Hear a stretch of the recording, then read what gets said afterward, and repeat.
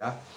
Jadi ini benar-benar dasarnya pengalaman, dan waktu saya belajar konslet selama 2 tahun itu saya riset. Karena saya saking bingungnya belajar sama banyak guru.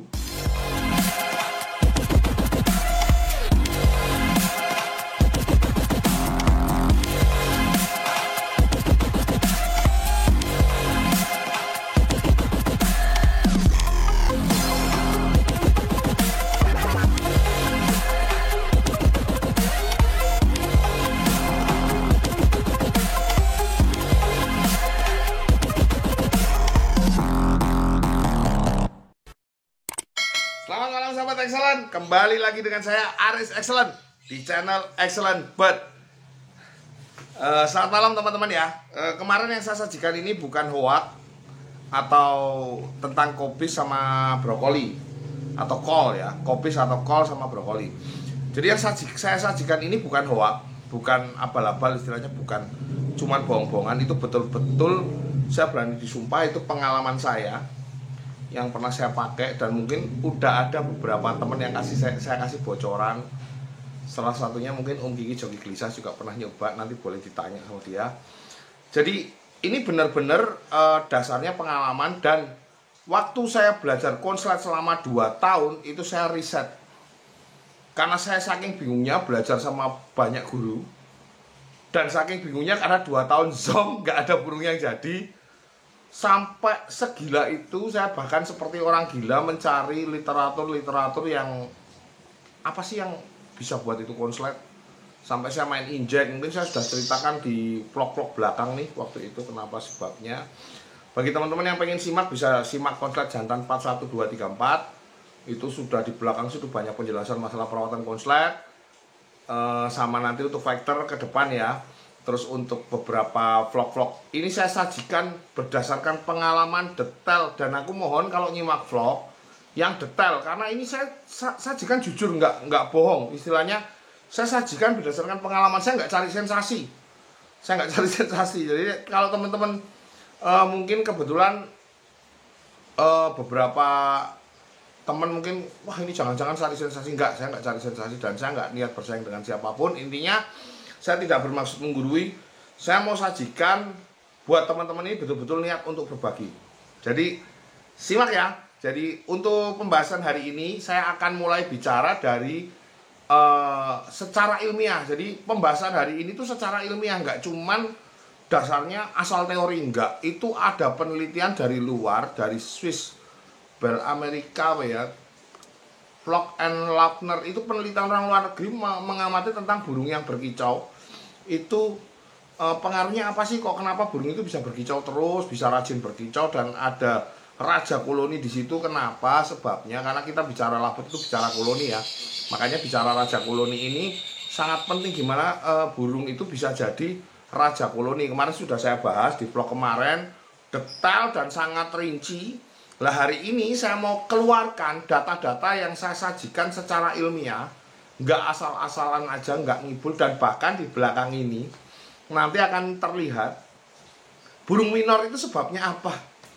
Itu sampai sebenarnya sudah banyak sekali, sudah ada data yang menyampaikan tentang burung minor. Coba nanti disimak data-datanya. Itu istilahnya gimana burung itu istilahnya mengalami yang namanya crack, atau naik ke pitch yang lebih tinggi atau yang lebih rendah.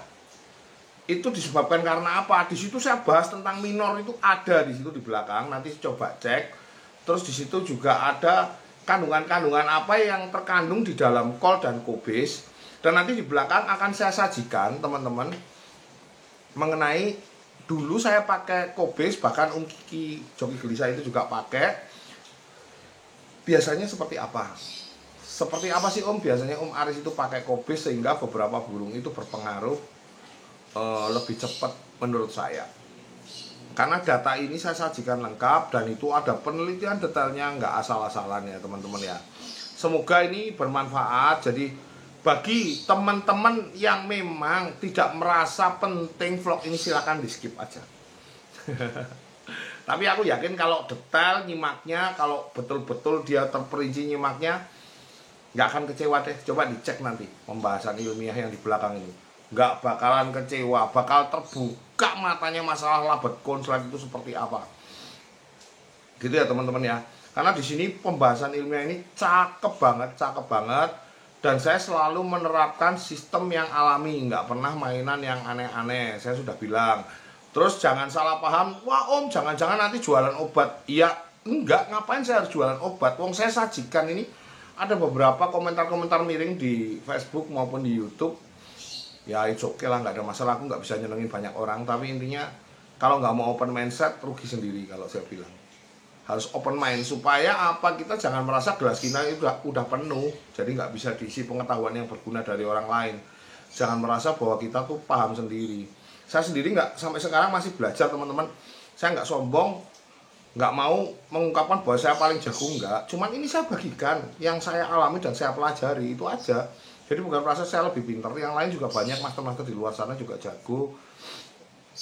Jadi nanti coba disimak, yang saya sampaikan ini fakta dan data itu real. Tidak abal-abal, tidak bohong-bohongan, tidak cari sensasi. Jadi jangan sampai teman-teman nanti nebaknya negatif. Wah ini kalau saya ceritain tentang obat nanti jangan-jangan endorse atau gimana. Saya nggak nyeritain, nggak endorse ya teman-teman. Saya nggak di-endorse siapapun hari ini. Dan saya sajikan itu kol sama kopi itu nggak direbus atau nggak dibuat cairan terus nanti ditetesin, nggak perlu. Wong kol sama kobis, kol atau kobis itu murah. Yang mahal itu memang brokoli itu agak mahal, tapi nanti coba dicek istilahnya penggunaannya seperti apa. Karena mahal itu kalau jumlahnya banyak, wong saya pakainya cuma sedikit. Nanti saya akan kasih penjabarannya di belakang masalah pemakaian yang biasa saya gunakan. Yang depan kita runtut masalah apa ya, masalah ilmiahnya seperti apa, kok pakai milih kobis sama brokoli ini seperti apa gitu ya. Coba disimak ya, disimak, jangan di skip, tak jamin rugi kalau di skip. Saya jamin rugi. Nanti di sini nih, di belakang ini akan terbuka semua matanya. Gimana ceritanya, istilahnya kobis sama kol ini fungsinya apa, brokoli ini fungsinya apa, di situ ada semua. Ya, moga-moga ini berfungsi, bahkan digunakan untuk PAUD mungkin bisa. Saya coba beberapa PAUD sih, cuman nggak sampai detail karena waktu itu fokusnya saya ke jantan. Mungkin teman-teman yang lain bisa praktekin ke PAUD sama betina. Betina saya coba sudah sekian persen, udah ada efeknya. Dan kalau jantan jelas sudah ada efeknya, saya sudah nyoba sendiri ya. Semoga ini berkah, bermanfaat, berfaedah buat teman-teman. Bukan cuman ngomongin cari konten atau mungkin cari viewer aja, tapi saya benar-benar tujuannya berbagi. Oke, disimak. Segitu dulu. Coba ini potongan ini saya potong karena semalam saya kemarin pagi saya sebenarnya sudah buat sambungannya, tapi karena sebagian dan nggak detail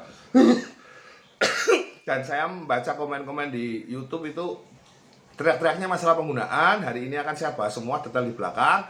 Untuk masalah sebelum kita ngomongin penggunaan kan om harus tahu nih, teman-teman harus tahu dulu landasan dasarnya seperti apa, kok om secara ilmiah seperti apa.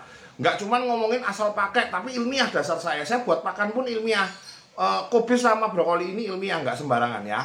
Oke, disimak ya teman-teman. Segitu dulu. Salam minor, masuk akal.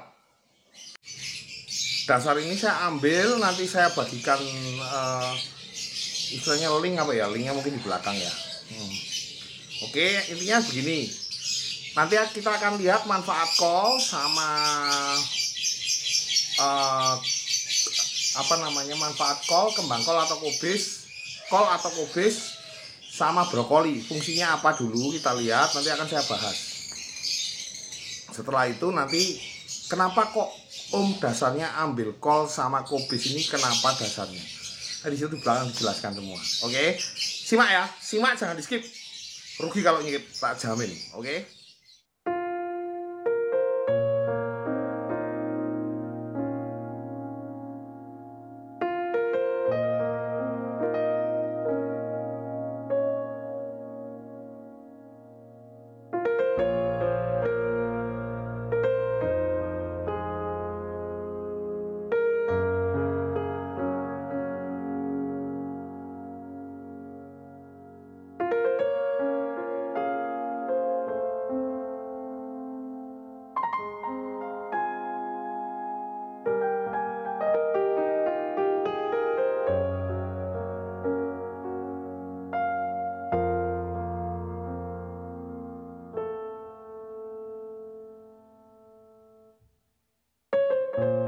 sudah disimak artikelnya ya. Jadi kita hari ini bahas, tadi kan sudah dilihat tentang manfaat kobis sama manfaat brokoli, karena sangat penting banget di sini dua-duanya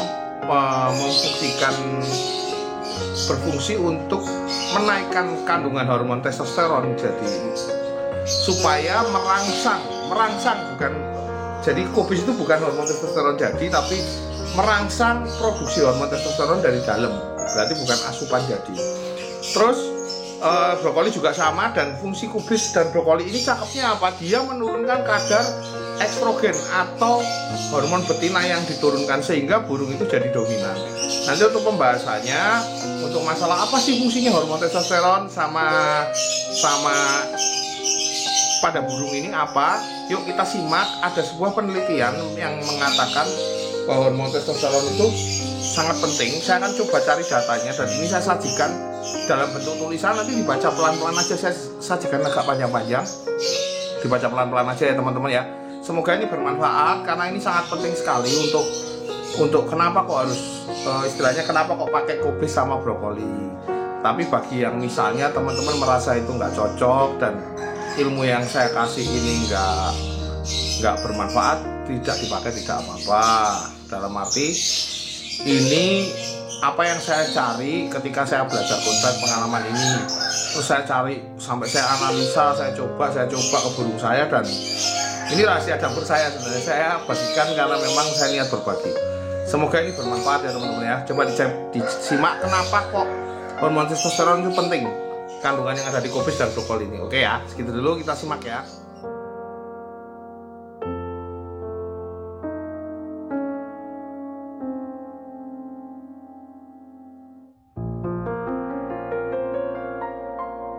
Saya akan coba jelaskan sedikit sebelum masuk ke vlog yang lebih dalam, istilahnya pembahasan yang lebih dalam. Jadi tadi disimak bahwa sebenarnya ada jantan atau betina, atau dalam satu koloni itu ada raja koloni kalau kata orang Pleci. Demikian juga di dalam dunia burung itu biasanya ada yang namanya dominan atau raja koloni itu kalau di istilah perburungan itu burung dominan. Sedangkan burung-burung yang nggak jago, istilahnya nggak dominan, itu namanya burung subordinan. Sebenarnya proses dominan atau tidak dominan itu tergantung, ternyata ada sebabnya. Apa yang menyebabkan burung itu dominan atau tidak dominan, dan menjadi dominan dan tidak menjadi dominan, itu menurut ilmu kehewanan yang diselidiki oleh beberapa ilmuwan itu ada sebabnya. Jadi ini dasarnya penelitian. Simak lagi ya, coba simak lagi.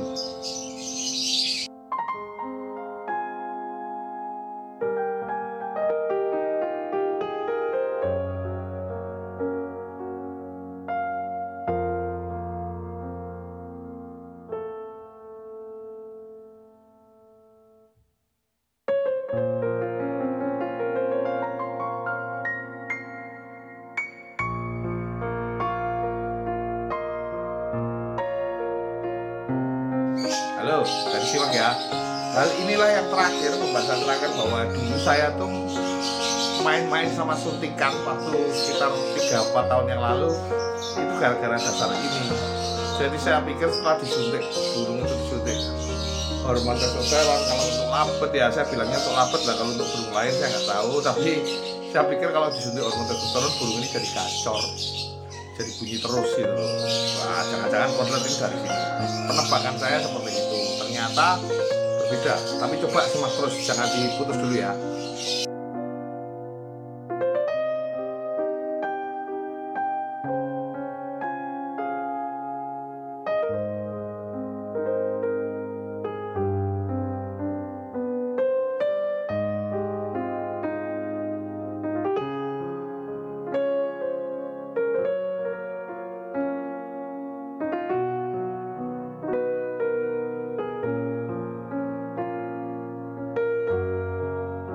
Simak ya teman-teman ya, agak unik ini di sini.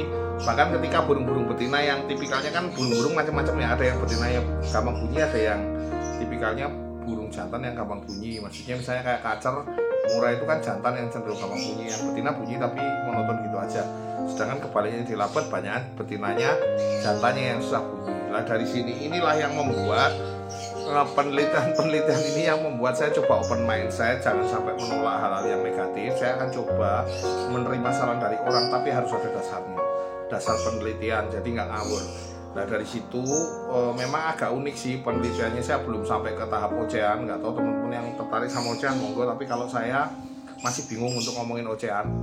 Saya cuma bicara tentang labet, makanya saya coba meneliti apakah ini bisa digunakan dengan labet.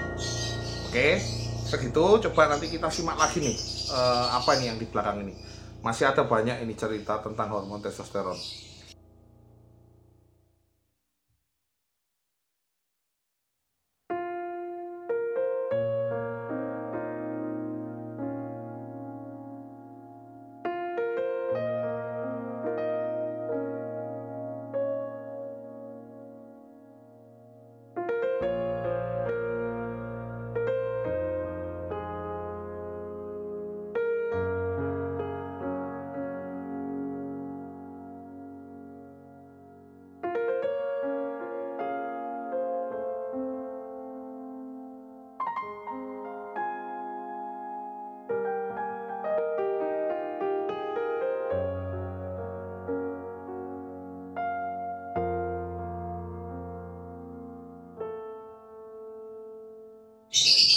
Udah disimak ya teman-teman ya.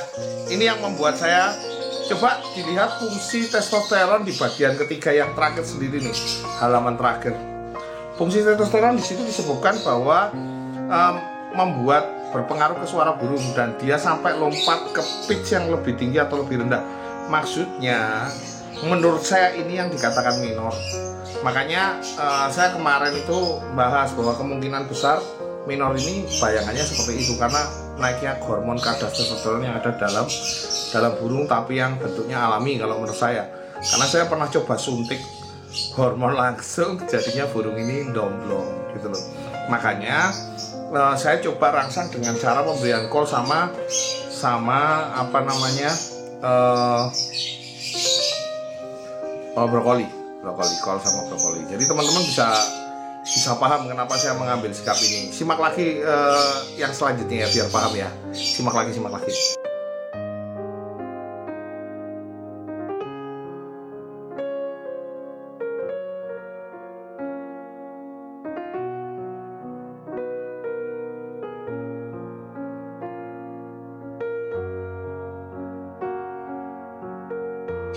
Nah itu tadi, itu juga penting teman-teman. Yang sesi terakhir tadi saya sebutkan bahwa berpengaruh ke hipotalamus. Hipotalamus itu terletak pada burung di sini, di belakang. Saya sudah bahas nih masalah hipotalamus di konsep jantan 41. Jadi saya dasarnya selalu ada dasar ilmiahnya, nggak ngawur. Sudah saya bahas di konslet jantan 41. Monggo dilihat, disimak. Saya nggak perlu bahas ini lagi karena nanti kalaupun bahas saya kasih vlog khusus untuk hipotalamus, masalah hipotalamus. Terlalu jauh saya bahasnya kalau enggak nanti ya Om, terlalu panjang. Jadi mohon maaf, itu masalah testosteron dulu. Nanti kita sambung terus. Kenapa kok tidak boleh pakai asupan jadi? Gitu ya. Kenapa kok saya tidak setuju atau istilahnya kenapa kok harus pakai asupan jadi? Agak berat menurut saya, bukan tidak setuju sih, itu bebas-bebas aja. Cuman lebih aman kalau saya bilang, lebih aman pakai bahan alami yang untuk merangsang alat reproduksi burung ini yang untuk memproduksi hormon testosteron untuk dirangsang dengan cara dari sumber pakannya aja. Itu akan lebih bagus menurut saya. Oke, coba disimak lagi.